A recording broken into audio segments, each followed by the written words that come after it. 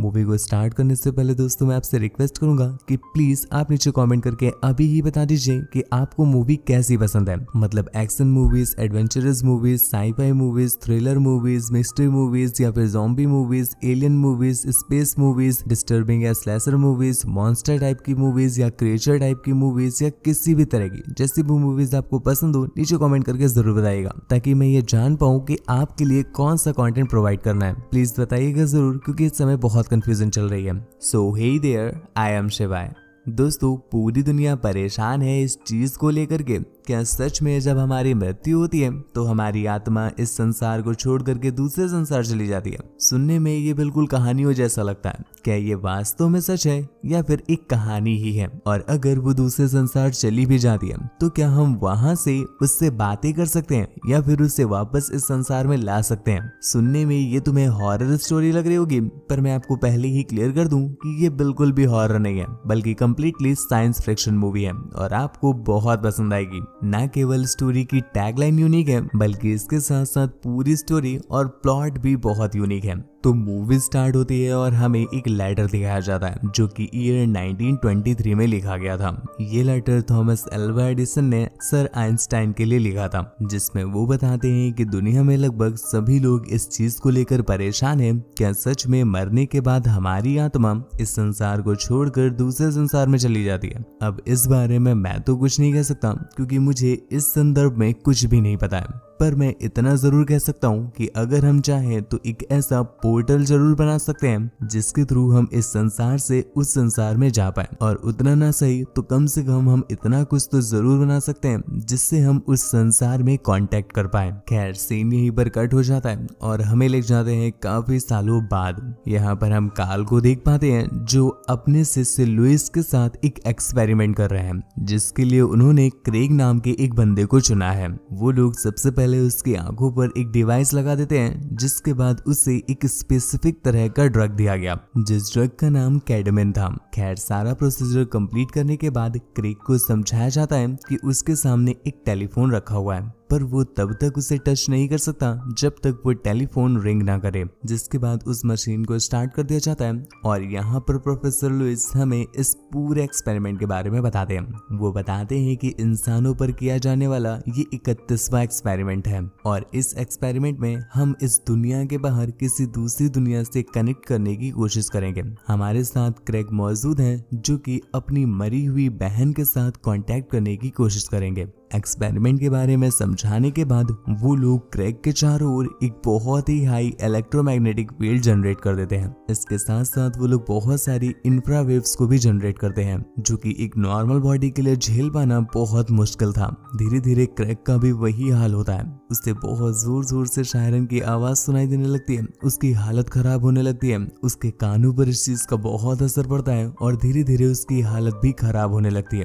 पर अगले ही पल क्रेग ने उन्हें बताया कि उसे अपने आसपास किसी के होने का एहसास फील हो रहा है। क्रेग को इस एक्सपेरिमेंट से इतना दर्द हो रहा था कि वो बेयर ही नहीं कर पाता है, और एक पल के बाद वो अपनी सारी उम्मीद हार देता है, जिसके बाद वो उनसे रिक्वेस्ट करता है कि प्लीज वो एक्सपेरिमेंट को बंद कर दें। पर अगले ही पल उसके सामने रखा हुआ टेलीफोन रिंग करने लगता है। वो तुरंत ही टेलीफोन को पिक करके अपने कान पर लगाता है, जिसे दूसरी तरफ से किसी के सांस लेने की आवाज समझ में आई। क्रेग उससे बात करने की कोशिश करता है, और जब दूसरी तरफ से उसे आवाज सुनाई दी तो ये आवाज किसी और की नहीं बल्कि उसकी ही मृतक बहन की थी, जो कि उससे चीख चीख करके कह रही थी कि प्लीज वो इस चीज को बंद कर दे। दूसरी तरफ क्रेग के लिए भी ये दर्द अब असहनीय हो गया था और वो अब इसे और नहीं झेल सकता, जिस वजह से वो उनसे रिक्वेस्ट करता है कि प्लीज वो इस एक्सपेरिमेंट को रोक दें। पर दूसरी तरफ बैठा काल, उसे इन सब चीजों से कोई फर्क नहीं पड़ता और वो और भी ज्यादा रीडिंग्स निकालने लगता है। क्रेग की हालत इतनी ज्यादा खराब हो गई कि उसकी आंखें ही ब्लास्ट कर जाती हैं, जिसके साथ ही सीन यहीं पर कट हो गया और अगले सीन में हमें और कुछ सालों के बाद का सीन दिखाया जाता है। यहाँ पर हम मूवी के मेन कैरेक्टर ब्राइडन को देख पाते हैं जो एक डॉक्टर है और अभी अभी उसकी एक पेशेंट को होश आया है जो डॉक्टर ब्राइडन को थैंक यू बोलती है। वो उन्हें बताती है कि उसने अपने मृतक बच्चों को देखा है जो कि एक दूसरी दुनिया में है और अब वो खुशहाल है। ये देखकर उससे बहुत खुशी हो रही है जिसके लिए वो बार बार डॉक्टर ब्राइडन को धन्यवाद कह रही है। डॉक्टर ब्राइडन को उसकी कंडीशन के बारे में कुछ भी समझ नहीं आता तो वो अपने एक कलीग से पूछते हैं कि इसे कौन सा ड्रग दिया था। तो वो कलीग उन्हें बताते हैं कि उन्होंने उसे केटामिन नाम का ड्रग दिया था। ज्यादा पूछने पर ब्राइडन को पता चला कि इस ड्रग को लेकर के एक रिसर्च भी हो चुकी है। दोस्तों ये वही रिसर्च है जिसे हम लोगों ने अभी देखा था, पर इस रिसर्च के बारे में ज्यादा कुछ डिस्क्लोज नहीं किया गया है। लोगों को बस इतना ही बताया गया है कि ये ड्रग हमें ऐसा एहसास दिलाता है कि हम लोग लगभग मौत को छू कर वापस आ जाते हैं। अगले सीन में हम ब्राइडन की गर्लफ्रेंड को देख पाते हैं जिसका बेबी होने वाला है और इस चीज को लेकर के वो दोनों ही बहुत एक्साइटेड हैं। पर एक दिन अभी की तबीयत अचानक से खराब हो जाती है और चक्कर आने की वजह से वो वॉशरूम में ही गिर गई। हालांकि जल्दी से उसे एडमिट तो कराया जाता है पर इस बीच उसका बेबी अब इस दुनिया में नहीं रहा था। ये चीज एबी से बर्दाश्त नहीं होती और रात में जब सभी लोग सो जाते हैं तो वो हॉस्पिटल से निकल करके कहीं बाहर चली जाती है। ये बात जब ब्राइडन को पता चली तो वो बहुत चिंता में आ जाता है और चारों तरफ एबी को ढूंढने लगता है। फॉर्चुनेटली वो उसे ढूंढ तो लेता है पर अनफॉर्चुनेटली उसकी आंखों के सामने ही उसकी गर्लफ्रेंड का एक्सीडेंट हो जाता है जिस वजह से वो बस अपनी आखिरी सांसें गिन रही थी। इस बीच वो उसे प्रपोज करता है शादी के लिए और उसे एक रिंग भी देता है और उससे प्रॉमिस लेता है कि वो कहीं नहीं जाएगी और पूरी लाइफ उसके साथ रहेगी। पर अफसोस अगले ही पल उसकी गर्लफ्रेंड दम तोड़ देती है। ये बात ब्राइडन से बर्दाश्त नहीं होती है और वो डिप्रेशन में चला जाता है। ऐसे करते करते काफी दिन बीत जाते हैं पर एक दिन जब ब्राइडन थोड़ा सा ठीक होता है तो वो अपने फ्रेंड से तो उसी केटामिन वाले ड्रग के एक्सपेरिमेंट के बारे में पूरी डिटेल लेने लगता है जिस पर उससे पता चला कि ये एक्सपेरिमेंट डॉक्टर काल कर रहे थे। तो वो सीधा डॉक्टर काल के घर पहुंच जाता है पर उसे डॉक्टर काल नहीं बल्कि उनकी वाइफ मिलती है जो उसे बताती है कि डॉक्टर काल की डेथ तो बहुत पहले ही हो गई थी और बातों ही बातों में उससे पूछ लेती है क्या उसे डॉक्टर काल की वही मशीन चाहिए, जिस पर ब्राइडन भी हाँ बोल देता है जिसके बाद वो मशीन उसे दे देती है। लेकिन दूसरी तरफ लुइस को, दोस्तों लुइस आपको याद होगा जो डॉक्टर काल के अंडर काम करता था, उससे पता चल जाता है कि ब्राइडन नाम का कोई बंदा उस मशीन को साथ ले गया, जिससे लुइस को समझ में आता है कि शायद वो कुछ एक्सपेरिमेंट करने वाला है। तो वो तुरंत ही ब्राइडन का एड्रेस निकालता है और ब्राइडन के घर की तरफ निकल जाता है। यहाँ पर हम ब्राइडन को देख पा रहे हैं जो उसी मशीन से खुद पर एक्सपेरिमेंट कर रहा है, पर उसे तो इस एक्सपेरिमेंट के बारे में वैसे भी कुछ खास नहीं पता था। इस वजह से उसकी तबीयत बिगड़ने लगती है और वो जमीन में गिर जाता है। फॉर्चुनेटली इतने में ही डॉक्टर लुइस वहां पर पहुंच गए जो उसे बचा लेते हैं। ब्रैंडन को बिल्कुल भी समझ नहीं आता कि ये मानुस कौन है और जबरदस्ती उसके घर पे क्यों घुसा चला आया है। लुइस उसे समझाने की कोशिश करता है कि जो सालों पहले रिसर्च हुई थी वो उसके अंडर ही हुई थी। इसके बाद वो उसे उसी मशीन के बारे में बहुत सारी चीजें भी बताता है, क्योंकि ब्रैंडन ने तो बिल्कुल नौसिखियों जैसे उस मशीन को स्टार्ट कर दिया था, ऐसे में तो उसकी जान भी जा सकती थी। जिस पर ब्रैंडन उससे थैंक यू बोलता है और फिर उससे रिक्वेस्ट करता है कि प्लीज वो उसकी हेल्प करे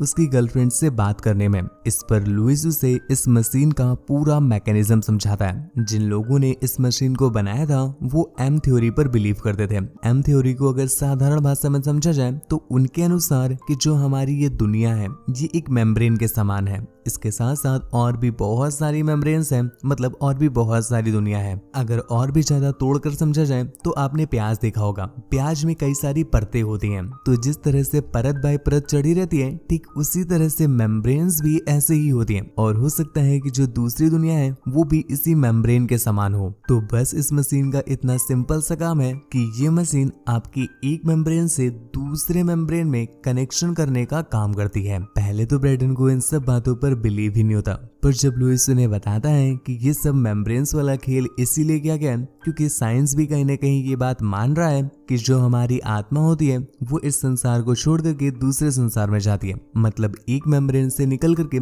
दूसरे मेम्ब्रेन में जाती है। तभी उसने उन दोनों मेम्ब्रेन के बीच में कम्युनिकेशन की ये डिवाइस बनाई है। ये बात सुन करके ब्रैंडन उससे पूछता है क्या सच में वो दूसरी मेम्ब्रेन में उससे बात करवा सकता है। इस पर लुइस ने कहा कि बात क्या, वो उस दूसरी मेम्ब्रेन से किसी भी पर्सन को यहाँ यहाँ पर वापस भी ला सकता है। पर इस चीज के लिए एक छोटी सी रिक्वायरमेंट है कि किसी इंसान को इस मशीन के लिए कनेक्टर का काम करना पड़ेगा, जो उन दोनों मेम्ब्रेन के बीच में कनेक्टर बनेगा। ब्रैंडन अपनी गर्लफ्रेंड के लिए इतना ज्यादा पैशनेट है कि वो उससे कहता है कि वो खुद कनेक्टर बनने को तैयार है, बस उसे किसी तरह से उसकी गर्लफ्रेंड को वापस लाना है। पर लुइस अच्छे से जानता है कि ब्रैंडन इस प्रोसेस को झेल नहीं पाएगा, इसीलिए वो उसे क्रैग का एड्रेस लिख कर देता है, क्योंकि क्रैग ही एक ऐसा इंसान था जो इस प्रोसेस को झेल पाया था। मूवी की स्टार्टिंग में मैंने आपको बताया था, जब वो लोग प्रोसेस स्टार्ट करने जा रहे थे तो लुइस ने बताया था कि ये मानव पर किया जाने वाला 31वां एक्सपेरिमेंट है, क्योंकि उससे पहले कोई भी मानव इस एक्सपेरिमेंट को झेल ही नहीं पाया था और न ही क्रैग के बाद कोई झेल पाया। इसलिए इतने दर्द को सहन करने की क्षमता सिर्फ क्रैग में ही थी।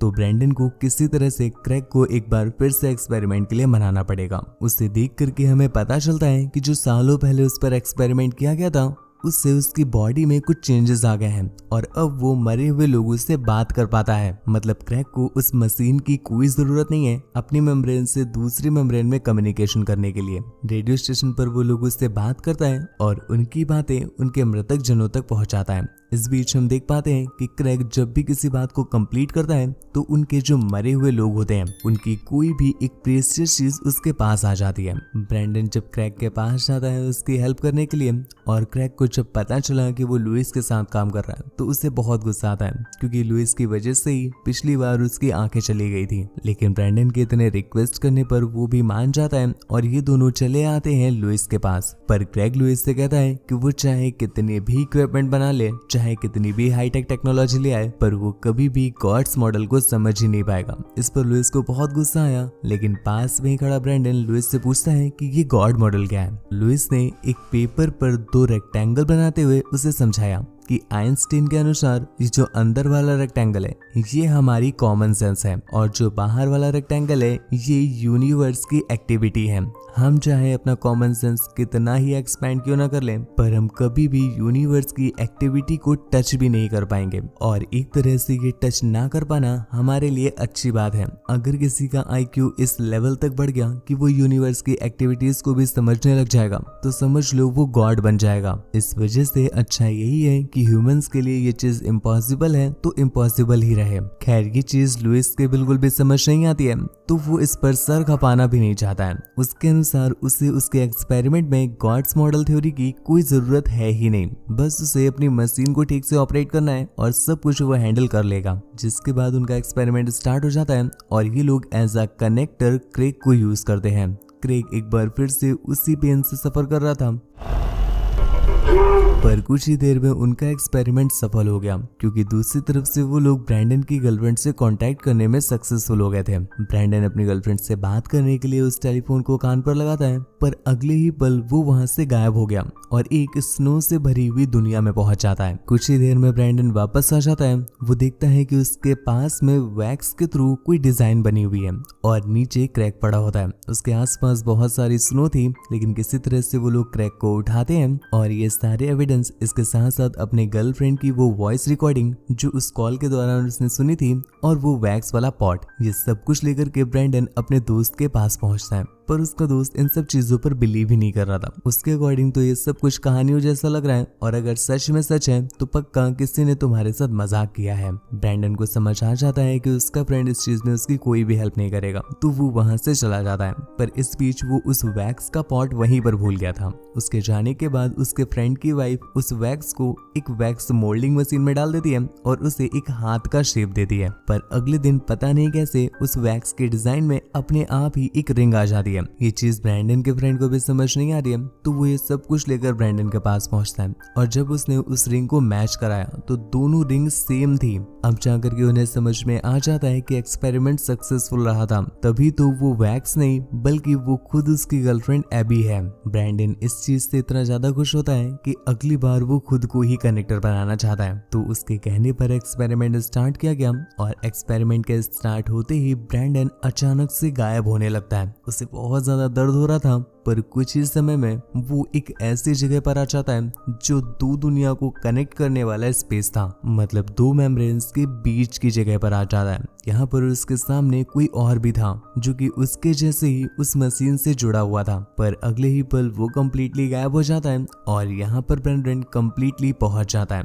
वो एक डार्क रूम में है, मतलब वो दूसरी मेम्ब्रेन में आ चुका है। और दूसरी तरफ हम पृथ्वी में देख पाते हैं जहाँ पर डॉक्टर काल आ गए थे, मतलब जिससे भी ब्रेंडन ने देखा था वो कोई और नहीं बल्कि डॉक्टर काल थे। और यहाँ जाकर के हमें एक बात समझ में आती है कि डॉक्टर काल कभी मरे ही नहीं थे, बल्कि वो तो अपनी इसी डिवाइस की हेल्प से इस मेम्ब्रेन से दूसरे मेम्ब्रेन चले गए थे। पर आसपास के लोगों को जब डॉक्टर काल नहीं मिले तो उन्हें ये लगा कि शायद डॉक्टर काल मर चुके हैं। वो सभी लोग डॉक्टर काल से पूछते हैं कि आखिरकार ब्रेंडन गया कहाँ, तो वो उसे समझाते हुए कहते हैं कि उसने जगह रिप्लेस कर ली है मेरे साथ। मैं सालों से वहां पर था, पर ब्रेंडन जब वहां तो मैं यहाँ आ गया। अब अगर उसे वापस लाना है तो किसी को उस यूनिवर्स में जाना पड़ेगा, जिसके लिए क्रेग मान जाता है और ये लोग एक बार फिर से एक्सपेरिमेंट स्टार्ट करते हैं। दूसरी तरफ हम ब्रेंडन को देख पाते हैं जिसे अपने सामने एक लड़की दिखाई देती है जो अपना नाम जेनी बताती है और उसके हाथ में वही स्कल्पचर था जो कि एबी के हाथ का था और उसके अंदर एक रिंग भी थी।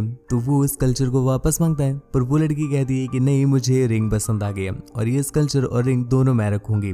ये बात सुनकर के ब्रेंडन उससे रिक्वेस्ट करता है कि प्लीज वो स्कल्पचर वापस कर दे, अगर उसे वही रिंग चाहिए तो उसके जैसी हूबहू रिंग उसके पास है। पर जैसे ही वो उसे देने के लिए आगे बढ़ता है, इतने में ही वो देखता है कि वो उस कमरे में वापस आ गया है। जेनी उसे क्लियर करती है कि हम लोग सिर्फ अपने वर्ल्ड में ही रह सकते हैं, किसी दूसरे के वर्ल्ड में एंटर नहीं कर सकते। ब्रेंडन काफी ज्यादा परेशान हो जाता है क्योंकि इस वर्ल्ड में भी उसे उसकी गर्लफ्रेंड एबी नहीं मिल रही थी, पर अगले ही पल वो एबी के सामने आ जाता है। ये चीज इसलिए पॉसिबल हुई है क्योंकि दूसरी तरफ जो क्रेग है वो उस मशीन को स्टार्ट कर देता है। कुछ ही देर में वो भी अपनी उसी मृतक बहन के पास पहुंच जाता है। ये दोनों ही उनसे बात करते हैं और इनकी बातों को दूसरी तरफ से डॉक्टर लुइस सुन पा रहे थे, जिसके बाद वो किसी पार्टिकल पर माइक्रोस्कोप की हेल्प से देखने की कोशिश करते हैं जहां पर उन्हें बहुत सारी मेम्ब्रेन्स एक के ऊपर एक ओवरलैप करती हुई दिखाई देती है। पर अगले ही पल वो पार्टिकल ब्लास्ट कर गया, जिस वजह से डॉक्टर लुइस को थोड़ी सी चोट भी लग जाती है। खैर, मूवी की एंडिंग में ब्रेंडन और एबी दोनों एक साथ बहुत खुश हैं